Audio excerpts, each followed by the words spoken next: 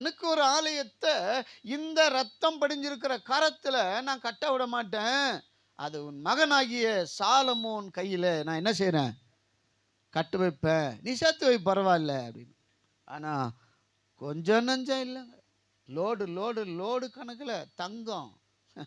நம்ம அந்த ஒரு சின்ன 1 கிராமுக்கு அலையுறோமே, 1 கிராமு கூட என்ன இல்ல?